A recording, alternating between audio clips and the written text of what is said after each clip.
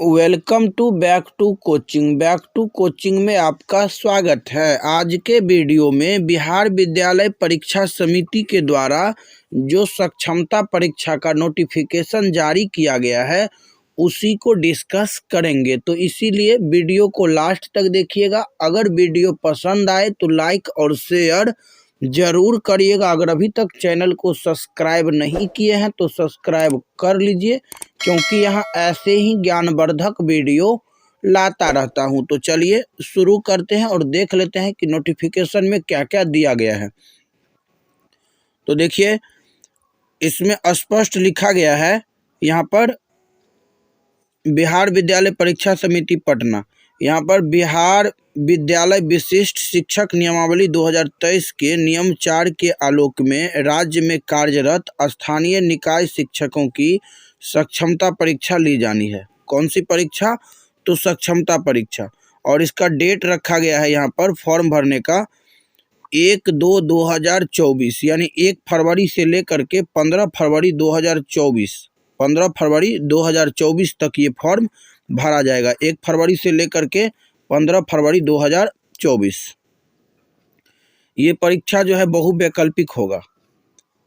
प्रत्येक प्रश्न के लिए 1 अंक निर्धारित है।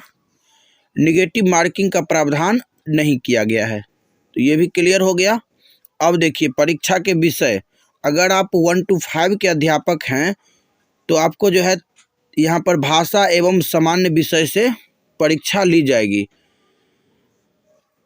भाषा में क्या रहेगा? तो अंग्रेजी अनिवार्य रहेगा, और इसके साथ एक भाषा आप अपने मन से या तो हिंदी या फिर उर्दू या बंगला, तीनों में से कोई एक भाषा आप चुन सकते हैं। अगर आप 6 to 8 के टीचर हैं तो यहाँ पर आपको जो है हिंदी, बंगला, मैथिली, अंग्रेजी, संस्कृत, अरबी, फारसी, भोजपुरी, उर्दू, गणित विज्ञान, समाज विज्ञान या फिर योग एवं शारीरिक शिक्षा या फिर संगीत, यानी कि आप जिस विषय के अध्यापक हैं उस विषय से और आपका भाषा से एग्ज़ाम लिया जाएगा।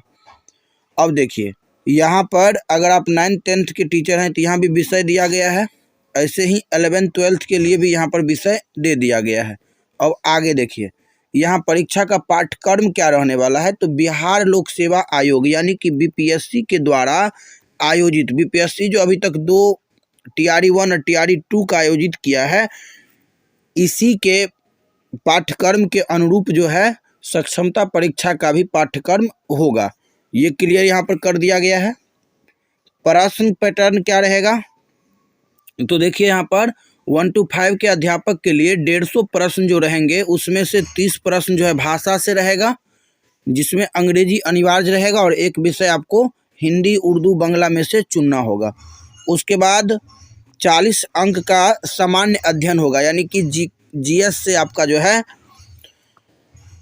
40 अंक होगा। उसके बाद सामान्य विषय से 80 अंक। अगर आप 6 to 8 के टीचर हैं तो 150 क्वेश्चन कैसे रहेगा? तो 30 क्वेश्चन भाषा से, इंग्लिश अनिवार्य रहेगा। उसके बाद 3 भाषा में से आपको चुनना होगा, हिंदी, उर्दू, बंगला। उसके बाद सामान्य अध्ययन से 40 क्वेश्चन आपको भी पूछा जाएगा, और संबंधित विषय यानी कि जिस विषय के आप अध्यापक हैं उस विषय से आपको 80 मार्क्स का क्वेश्चन पूछा जाएगा। जैसे कि अगर आप मान लीजिए हिंदी के टीचर हैं तो आपको 80 क्वेश्चन हिंदी से रहेगा। अगर आप गणित विज्ञान के शिक्षक हैं तो 80 क्वेश्चन गणित विज्ञान से होगा। अगर आप सोशल साइंस के टीचर हैं तो 80 क्वेश्चन सोशल साइंस से होगा। क्लियर हो गया यहाँ तक? 9th 10th के शिक्षक के लिए यहाँ पर दिया गया है 30 अंक भाषा, सामान्य अध्ययन से 40 अंक, संबंधित विषय से 80 अंक। जैसे है 6 to 8 का वैसे ही 9th 10th का है, और वैसे ही 11th 12th का है। तो विषय यहाँ पर परीक्षा का जो है क्वेश्चन भी क्लियर हो गया कि कहाँ से कितना कितना क्वेश्चन पूछा जाएगा। अब देखिए परीक्षा के लिए अर्हता क्या है? तो स्थानीय निकायों द्वारा राज्य के प्राथमिक या मध्य माध्यमिक या उच्च माध्यमिक विद्यालयों में नियुक्त एवं कार्यरत शिक्षक, ये तो एग्जाम शिक्षक के लिए ही है। इसमें शारीरिक शिक्षक और पुस्तकालय अध्यक्ष को भी शामिल किया गया है। परीक्षा का शुल्क जो है सभी के लिए 1100 रुपया रखा गया है। आप कोई भी कैटेगरी से बिलोंग करते हैं उससे कोई मतलब नहीं, आपको 1100 रुपया जो है परीक्षा फी यहाँ पर रखा गया है। परीक्षा प्रक्रिया एवं अवधि देखिए, सक्षमता परीक्षा कंप्यूटर बेस्ड टेस्ट यानी सीबीटी के माध्यम से आयोजित की जाएगी एवं इसकी अवधि 2 घंटा 30 मिनट की होगी। 150 प्रश्न के लिए आपको 150 मिनट दिया जाएगा, यानी कि एक क्वेश्चन के लिए 1 मिनट। अब देखिए, उत्तीर्ण होने के लिए कितना कितना मार्क्स रखा गया है। अगर आप जनरल कैटेगरी से बिलोंग करते हैं तो 40%, पिछड़ा वर्ग यानी ओबीसी से हैं तो 36.5%, अत्यंत पिछड़ा वर्ग यानी ईबीसी से हैं तो 34%, अनुसूचित जाति या अनुसूचित जनजाति हैं यानी एससी एसटी से आते हैं तो 32%, दिव्यांग है तो भी 32% और महिला है तो भी 32%। यहाँ महिला के लिए, एससी एसटी के लिए और दिव्यांग के लिए 32% रखा गया है, ईबीसी के लिए 34%, बीसी के लिए 36.5% और सामान्य वर्ग के लिए 40%। ये हो गया पास होने के लिए मार्क्स। उसके बाद अगर आप सक्षमता परीक्षा पास करते हैं तो उत्तीर्णता प्रमाण पत्र दिया जाएगा। आपको क्या दिया जाएगा? तो उत्तीर्णता प्रमाण पत्र। अब देखिए यहाँ पर जिस समय आप फॉर्म भरिएगा उसी समय आपको 3 जिला चूज करना होगा और उसमें जैसे कि मार्क के आधार पर आपको जिला आवंटन होगा। अगर आप ज़्यादा मार्क्स लाते हैं तो आपको पहला वाला जिला मिल जाएगा, नहीं तो दूसरा, और दूसरा भी अगर नहीं मिलता है तो तीसरा। और अगर मान लीजिए पहला, दूसरा, तीसरा तीनों जिला में से कोई भी आपका चॉइस का जिला नहीं मिला, तब क्या होगा? रैंडमाइजेशन होगा और रैंडमाइजेशन के तरीके से आपको चौथा कोई अन्य जिला मिल सकता है। ठीक, अब देखिए सक्षमता परीक्षा कब होगा? तो सक्षमता परीक्षा फरवरी 2024 के अंतिम सप्ताह में होने की संभावना है। वैसे डेट भी दे दिया गया था कि 26 फरवरी से लेकर के 13 मार्च के बीच सक्षमता परीक्षा होने की संभावना है, 26 फरवरी से 13 मार्च तक। अब देखिए यहाँ पर स्पष्ट कर दिया गया है कि सक्षमता परीक्षा उत्तीर्णता के पश्चात सभी उत्तीर्ण अभ्यर्थियों का विद्यालय आवंटन के पूर्व काउंसलिंग होगा। जैसे बीपीएससी टीचर को हुआ है उसी प्रकार से काउंसलिंग होगा, जिनमें उनके प्रमाण पत्रों की जांच की जाएगी तथा थंब इम्प्रेशन एवं आई रिकॉग्नाइजेशन का मिलान किया जाएगा। जिला कार्यक्रम पदाधिकारी स्थापना यह ध्यान रखेंगे कि सभी प्रकार के न्यायालय, शिक्षक, अपीलीय प्राधिकार में विचाराधीन मामलों से संबंधित अभ्यर्थियों का सक्षमता परीक्षा आवेदन पत्र सबमिट नहीं हो सके। ये जिन पर कोई मामला है उसके बारे में बोला जा रहा है। यह सक्षमता परीक्षा स्थानीय निकायों द्वारा विधिवत जांचों उपरांत नियोजित व कार्यरत शिक्षकों के लिए है। इससे इतर कोई भी शिक्षक या व्यक्ति इस परीक्षा में सम्मिलित होने हेतु पात्र नहीं है। इसके अतिरिक्त पूर्व में नियोजित रहे एवं वर्तमान में नियोजन मुक्त, यानी कि जिसको अगर नियोजन से मुक्त कर दिया गया है या जो रिटायर कर चुके हैं, वैसे शिक्षक भी इस परीक्षा के पात्र नहीं होंगे। अब देखिए यहाँ पर नॉर्मलाइजेशन के बारे में दिया गया है कि नॉर्मलाइजेशन कैसे होगा, क्योंकि परीक्षा जो है कई शिफ्ट में होंगे। देखिए यहाँ पर कंप्यूटर बेस्ड टेस्ट यानी सीबीटी विधि से आयोजित की जाने वाली परीक्षाएं जिनमें अभ्यर्थियों की संख्या अपेक्षाकृत ज़्यादा होती है का आयोजन एक से अधिक पालियों तिथियों में किया जाता है। ऐसी परीक्षाओं में सामान्यतः अलग अलग पालियों में प्रश्न पत्रों के अलग अलग कठिनाई स्तर होने के कारण इन परीक्षाओं का परीक्षाफल तैयार करने के पूर्व नॉर्मलाइजेशन की विधि अपनाई जाती है, ताकि किसी विशेष पाली के अभ्यर्थियों को कोई लाभ या हानि नहीं हो। इसीलिए इस परीक्षा में भी नॉर्मलाइजेशन विधि अपनाकर परीक्षाफल प्रकाशित किया जाएगा। अब देखिए नॉर्मलाइजेशन में होता क्या है, तो यहाँ पर स्पष्ट लिखा गया है कि उदाहरण स्वरूप किसी सामान्य श्रेणी के अभ्यर्थी का 150 अंकों की परीक्षा में रॉ मार्क 61 है।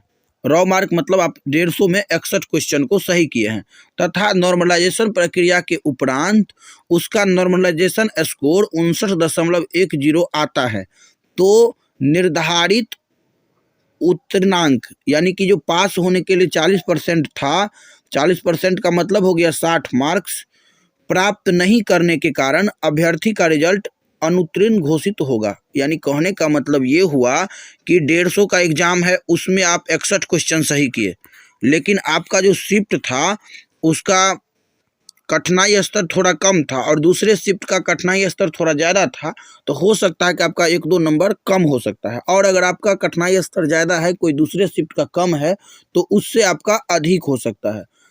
ये भी नॉर्मलाइजेशन को प्रभावित करता है।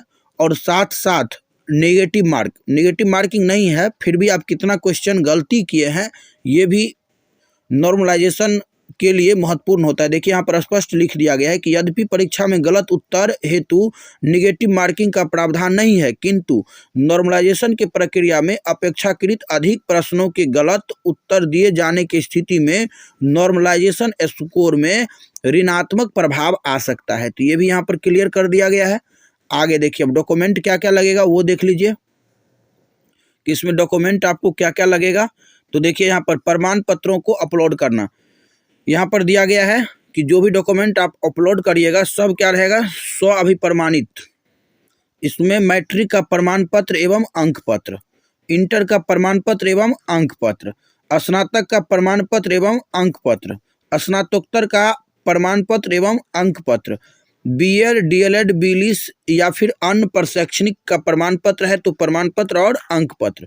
उसके बाद आरक्षित श्रेणी के आवेदकों के लिए सक्षम प्राधिकार द्वारा निर्गत जाति प्रमाण पत्र, यानी आप बीसी से आते हैं या आप ईबीसी से आते हैं, उसके बाद एससी एसटी, और उसके बाद अगर फिजिकल हैंडीकैप्ड यानी विकलांग है तो इतना को जो है ये सबको देना होगा जाति प्रमाण पत्र, और इसको देना होगा दिव्यांगता प्रमाण पत्र, वो आगे है। उसके बाद आधार कार्ड सबको लगेगा। उसके बाद सीटेट, बीटेट, एसटेट या फिर टेट जो भी पास है उसका प्रमाण पत्र, नियोजन इकाई द्वारा जो जारी किया गया है नियुक्ति पत्र वो भी लगेगा। उसके साथ साथ दिव्यांग आवेदकों के लिए सक्षम प्राधिकार द्वारा निर्गत प्रमाण पत्र। तो देखिए डॉक्यूमेंट आपको इसमें मैट्रिक का और इंटर का दोनों का जो है, मैट्रिक, इंटर, ग्रेजुएशन, उसके बाद पोस्ट ग्रेजुएशन, ये चारों का अंक पत्र और प्रमाण पत्र, बीएड डीएलएड बीलिस या फिर अन्य प्रशैक्षणिक या प्रशैक्षणिक प्रमाण पत्र है तो उसका प्रमाण पत्र और अंक पत्र। उसके बाद आप आरक्षण, कोई भी आरक्षित कैटेगरी से हैं तो उसका जाति प्रमाण पत्र, आधार कार्ड के साथ साथ सीटेट बीटेट प्रमाण पत्र, नियोजन इकाई द्वारा जारी नियुक्ति पत्र, और अगर विकलांग है तो दिव्यांग आवेदकों के लिए सक्षम प्राधिकार द्वारा निर्गत प्रमाण पत्र। इतना जो है आपका डॉक्यूमेंट लगेगा। तो आशा करता हूं आज के वीडियो में जो भी जानकारी दिया गया है वो आप सभी को पसंद आया होगा।